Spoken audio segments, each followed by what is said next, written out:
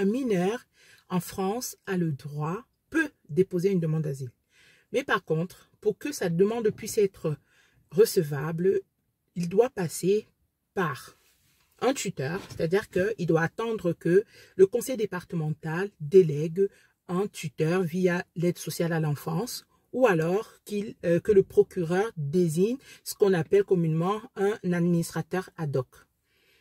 Restez jusqu'à la fin de la vidéo, vous pourriez comprendre quelles sont les démarches qu'un mineur peut effectuer avec son administrateur ad hoc ou avec son tuteur pour pouvoir faire enregistrer sa demande d'asile.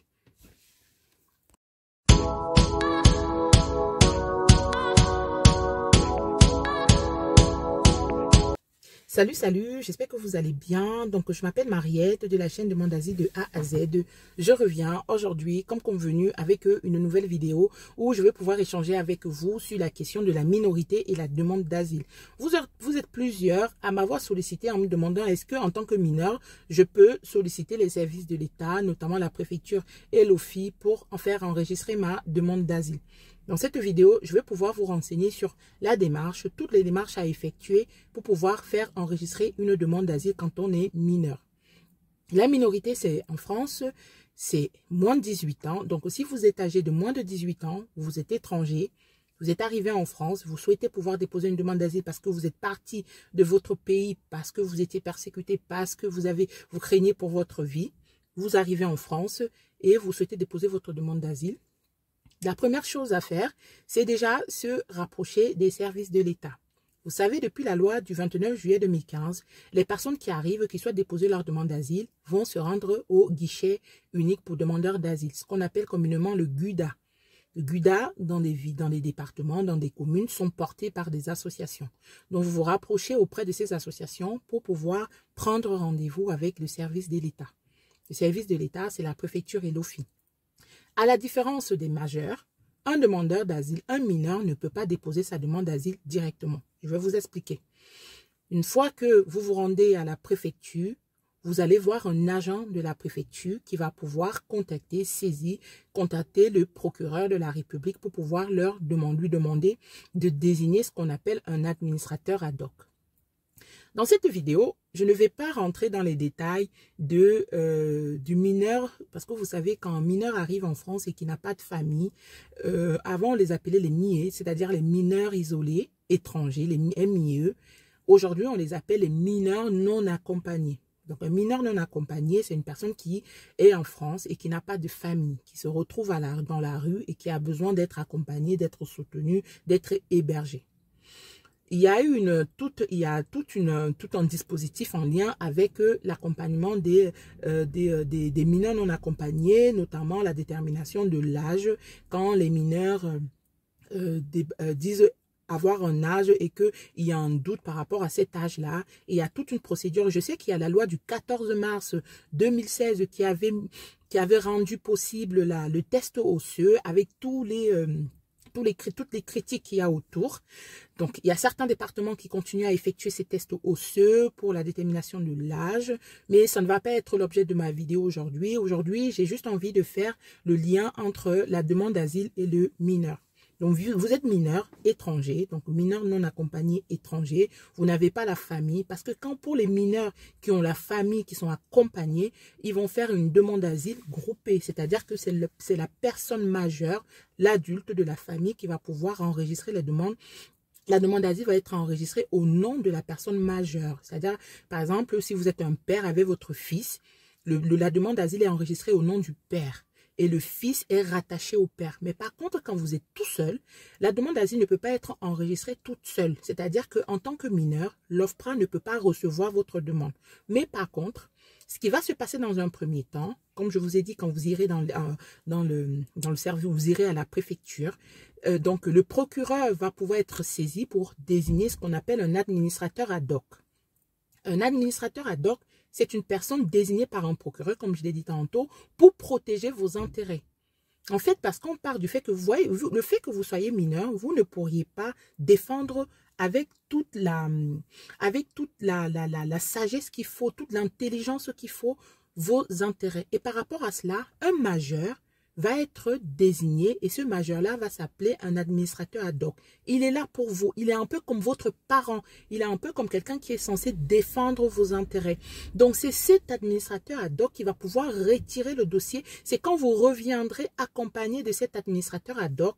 Donc, c'est-à-dire, je vais reprendre tout simplement. C'est-à-dire que vous êtes rendu à la préfecture pour faire enregistrer votre demande d'asile.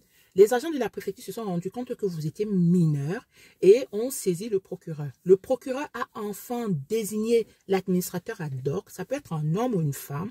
Donc, cet administrateur va prendre rendez-vous avec vous pour pouvoir coordonner, commencer les démarches en lien avec votre demande d'asile.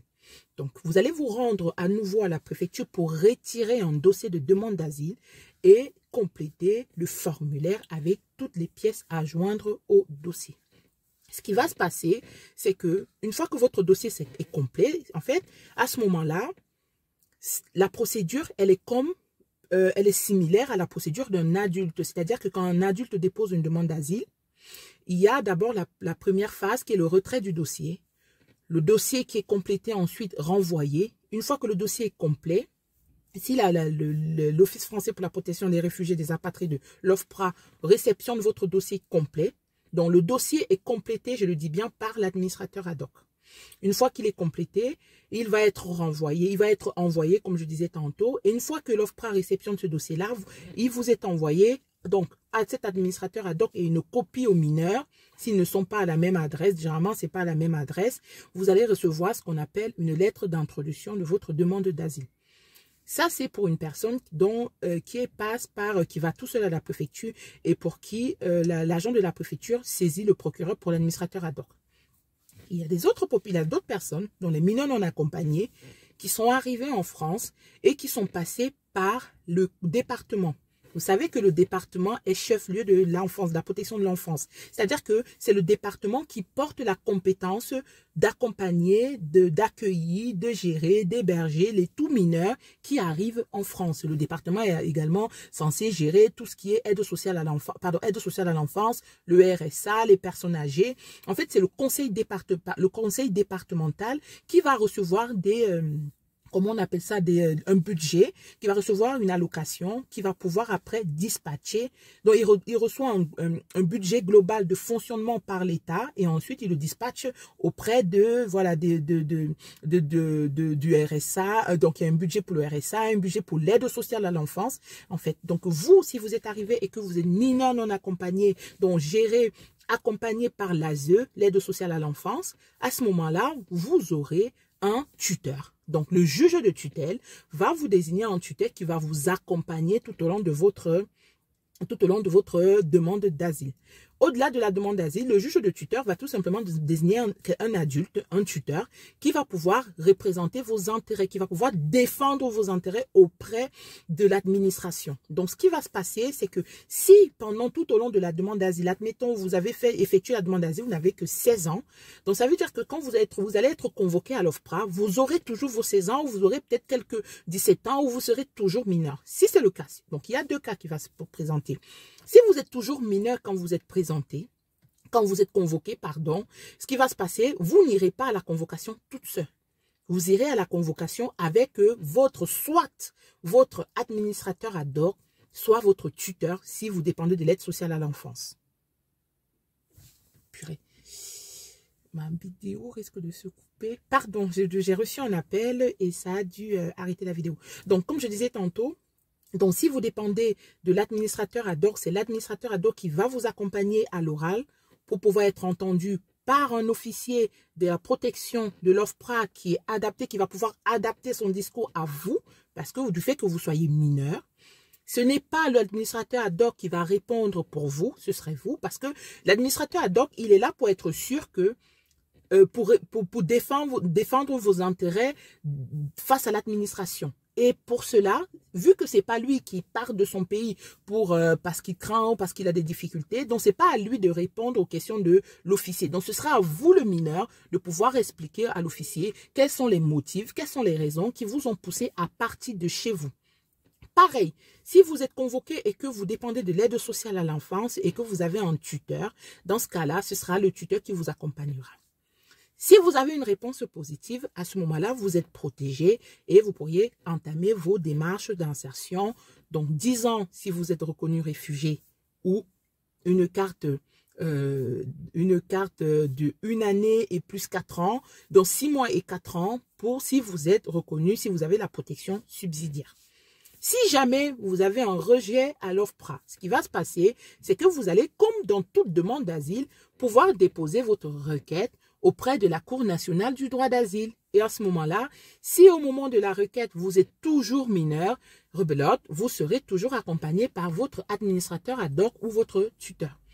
Mais si par contre, entre-temps, la démarche, la procédure n'est pas terminée et que vous avez vous êtes finalement majeur, à ce moment-là, le mineur, vous irez tout seul défendre vos intérêts parce que vous aurez l'âge de pouvoir les défendre. Donc, j'espère que vous avez bien compris la procédure du coup de demande d'asile quand on est mineur. Je vais essayer de récapituler parce que je sais que je parle vite et que je parle de plein de choses à la fois. Donc, ce qu'il va falloir comprendre quand on est mineur, c'est que quand on est mineur, bien sûr, on peut déposer une demande d'asile. Donc, pour savoir la procédure à faire, il faut vous rendre dans un premier temps au guichet unique pour demandeurs d'asile. Vous expliquez votre cas et vous serez recontacté parce que l'agent de la préfecture va pouvoir saisir le procureur pour l'administrateur ad hoc. Il va vous être désigné un administrateur ad hoc qui va protéger vos intérêts. Si vous êtes mineur non accompagné étranger et que vous êtes placé vous êtes accompagné par l'aide sociale à l'enfance, c'est le juge des tutelles qui va désigner un tuteur qui va vous accompagner dans cette démarche-là. Donc, c'est soit l'administrateur ad hoc, soit le tuteur. Parce qu'en France, quand on est mineur et quand on a une famille, parce que moi, les personnes que je vois, par exemple, qui arrivent en France avec des enfants, c'est le parent qui dépose une demande d'asile et qui va rattacher des enfants à cette demande. Une deuxième chose, quand vous êtes demandeur d'asile mineur, vous n'avez pas d'attestation de demande d'asile. Donc, ce n'est pas grave si vous n'avez pas l'attestation de demande d'asile. Ne vous dites pas, oh, qu'est-ce qui va m'arriver si jamais je me fais contrôler. La préfecture vous remettra un document, mais vous n'aurez pas d'attestation de demande d'asile. Une autre chose, si entre-temps, vous devenez majeur pendant la procédure, à ce moment-là, vous n'aurez plus d'administrateur ad hoc. Dans tous les cas, du jour au lendemain, quand vous devenez majeur, vous n'êtes plus accompagné par l'administrateur ad hoc ni par le tuteur. Parce que le tuteur ou l'administrateur ad hoc n'accompagne que des personnes mineures. Donc, c'était un peu, voilà, toutes les informations que j'avais envie de partager avec vous dans cette vidéo. N'hésitez pas à revenir vers moi pour me poser des questions si vous avez besoin de précision. Donc ensuite, une fois que votre démarche demande d'asile, le dossier est retiré et envoyé, en fait, c'est similaire à la demande d'un adulte. Sauf que ce n'est pas vous qui serez tout seul à faire la démarche. Vous aurez quelqu'un, dont l'administrateur ad hoc ou le tuteur, pour vous aiguiller, pour vous accompagner tout au long de la démarche. C'est-à-dire que c'est finalement cet administrateur ad hoc-là qui va effectuer la démarche pour vous et viendra à chaque fois vous faire le point, vous expliquer. C'est-à-dire quand vous allez retirer le dossier, bien que vous ne sachiez comment le compléter, c'est-à-dire c'est l'administrateur qui le complète et c'est lui qui le signe également. Donc c'est-à-dire que vous en tant que mineur, vous ne donnez que l'approbation pour que les démarches soient faites. Au final, c'est cet administrateur, il est un peu comme votre parent. Il est un peu comme parce qu'on dit tantôt le représentant légal. En fait, c'est le représentant légal dans votre démarche. C'est lui qui signe à chaque fois qu'il y a besoin de signer, qu'il y a besoin de signature. Donc voilà, une fois que vous avez